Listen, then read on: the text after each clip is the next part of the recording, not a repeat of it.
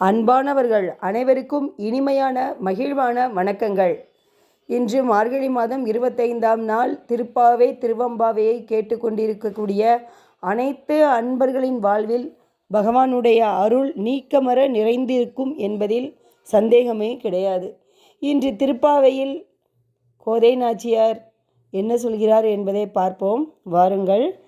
ஒருத்தி மகனாய் பிறந்து ஓரிரவில் ஒருத்தி மகனாய் ஒளித்து வளர தருக்கில்லாதனாகித்தான் தீங்கு நினைத்த கருத்தை பிழைப்பித்து கஞ்சன் வயிற்றில் நெருப்பென நின்ற நெடுமாலே உன்னை அறுத்தித்து வந்தோம் பறைத்தருத்தி யாக்கில் திருத்தக்க செல்வமும் சேவகமும் யாம்பாடி வருத்தமும் தீர்த்து மகிழ்ந்தேரோர் எம்பாவாய்.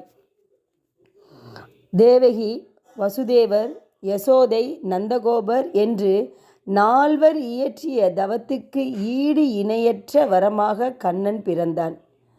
கண்ணன் பிறந்த சில மணித்துளிக்குள்ளே தன் சங்கு சக்கர அம்சங்களை மறைத்து கொள்ள தேவகி பிரார்த்திக்க உடனே அப்படி தம் அம்சங்களை மறைத்து கொண்டு அவள் இட்ட வழக்கை செய்து காட்டினார்.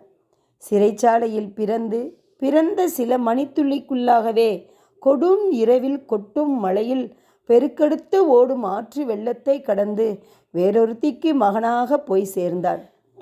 கண்ணன் மறைத்து வளர்வதை பொறுக்க முடியாத கம்சன் உன்னை அழிக்க வேண்டும் என்று நினைத்தான். அந்த கருத்து அழியும் வகையில் அவனது வயிற்றில் பயத்தால் ஏற்படும் நெருப்பை விளைவித்த உயர்ந்த குணங்களை உடைய திருமாலே, உனது அருளை யாசித்து நாங்கள் வந்தோம். அந்த அருளை தந்தே என்றால் உனது விரும்பத்தக்க செல்வ சிறப்பையும் பக்தர்களாகிய நீ எனக்கு செய்த பணிகளையும் பாராட்டி நாங்கள் பாடுவோம். உனது பெருமையை பாடுவதால் துன்பங்கள் நீங்கி இன்பமாய் மகிழ்ந்திருப்போம் என்று கோபியர்கள் பாடுகிறார்கள். பகவானே, எதுவுமே யாருக்குமே நிரந்தரம் கிடையாது என்பதை உணர்த்த தான் நீங்கள் இப்படி பண்ணியிருக்கீங்க. ஒருத்தி மகனாக பிறந்து ஒருத்தி மகனாக நம்ம வளர்கிறோம். அது உண்மைதான். நம்ம நினச்சிட்ருக்கோம் எல்லாருக்கும் எல்லாமே சொந்தம்னு. கிடையவே கிடையாதுங்க. இன்றைக்கு யாரோ நாளைக்கு எவரோ, அப்படி தாங்க இந்த உலகத்தில். ஆனால் உலகத்தில் என்றைக்குமே நிரந்தரமாக இருக்கிறது பகவானுடைய அருள் மட்டும்தான். பகவானுடைய நாமத்தை நாம் எவ்வளவுக்கு எவ்வளவு சொல்கிறோமோ பகவான் அவ்வளவுக்கு அவ்வளவு நம்மை அவருடைய பாதத்தில் சேர்த்து கொள்வார். அவர் பாதத்தில் நாம் சரணடைந்தோம் என்றால் நம்மளுக்கு ஏது குறை? மீண்டும் சொல்கிறோம், குறையொன்றும் இல்லை மறைமூர்த்தி கண்ணா, உன்னை நாங்கள் நினைத்து கொண்டே இருந்தோமே. ஆனால் அதற்கான மனதை எங்களுக்கு கொடுங்கள் என்றுதான் நாம் பகவானிடம் வேண்ட வேண்டும்.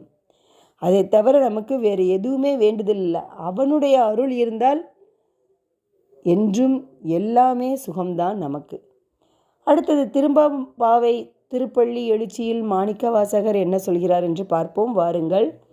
பூதங்கள் தோறும் நின்றாயெனில் அல்லால் போக்கிலன் வரவிலன் என நினைப்புலவோர் கீதங்கள் பாடுதல் ஆடுதல் அல்லால் கேட்டறியோம் உனை கண்டறிவாரை சீதங்கொள் வயல் திருப்பெருந்துறை மன்னா சிந்தனைக்கும் அறியாய் எங்கள் முன்வந்து ஏதங்கள் அருந்தம்மை ஆண்டருள் புரியும் எம்பெருமான் பள்ளி எழுந்தருளியாய். சிவபெருமானே, பஞ்சபூதங்களிலும் நீ நிறைந்திருக்கிறாய். அவர் இல்லாத இடம் ஏது? உனக்கு பிறப்பும் இறப்பும் இல்லை என்று புலவர்கள் பாடும் புகழ் கீதத்தையே நாங்கள் கேட்டறிந்தோம். எங்கும் எதிலும் எப்போதும் நீ இருந்து கொண்டுதான் இருக்கிறாய் என்றெல்லாம் உன்னை பற்றி பாடுகிறார்கள். ஆனந்தத்தில் ஆடுகிறார்கள். உன்னை கண்டறிந்தவர்களை நாங்கள் அறிந்ததில்லை. குளிர்ச்சி பொருந்திய வயல் சூழ்ந்த திருப்பெருந்துறையில் கோயில் கொண்ட மன்னவனே, யாருடைய சிந்தனைக்கும் எட்டாதவனே, எங்கள் முன்னே தோன்றி எங்கள் குற்றங்களை களைந்து எங்களை ஆட்கொண்டு அருளும் பெருமானே, துயில் நீக்கி எழுந்தருள்வாய் என்று கூறுகிறார்கள். அதாவது என்ன சொல்கிறாங்கன்னா, பகவானே நீ நீக்கமற நிறைந்திருக்கிறாய், நீங்கள் இல்லாத இடமே எதுவுமே கிடையாது என்று அறிந்தவர்கள் சொல்லியிருக்கிறாங்க. நாங்கள் மாயையில் சிக்கி அறியாதவர்கள். எங்களுக்கு உங்களுடைய கருணை வேண்டும். உங்களுடைய கருணை இருந்தால்தான் நாங்கள் வாழ முடியும். எங்கள் குற்றங்களை களைந்து எங்களை ஏற்றுக்கொள்ளுங்கள் அப்படின்னு சொல்லி நம்ம சொல்கிறோம். அப்போ குற்றங்களை களையணுன்னா நம்ம என்ன செய்யணுங்க? பகவானுடைய நாமத்தை நம்ம சொல்ல சொல்ல சொல்ல சொல்ல சொல்ல பகவான் நம்ம குற்றங்களை களைந்து கொண்டே இருப்பார், நமக்கே தெரியாமல். என்றைக்கு நாம் பகவான் நாமத்தை சொல்ல ஆரம்பிக்கிறோமோ அன்றைக்கே நம்மளுடைய குற்றங்கள் பூரா குறைய ஆரம்பிச்சிருத்தாங்க அர்த்தம். எப்படி சொல்லணும்? வாயார சொன்னால் பத்தாது, மனதார சொன்னால் பத்தாது.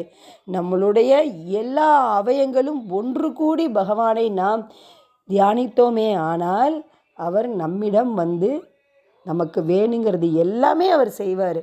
அவர் பாதத்தை நாம் சரணாகதி அடைவது தான் நம்மளுடைய முக்கியமான இலக்காக இருக்க வேண்டும் என்று கூறி, ஓம் நமோ நாராயணாய நமக, ஓம் நமோ நாராயணாய நமக, ஓம் நமோ நாராயணாய நமக.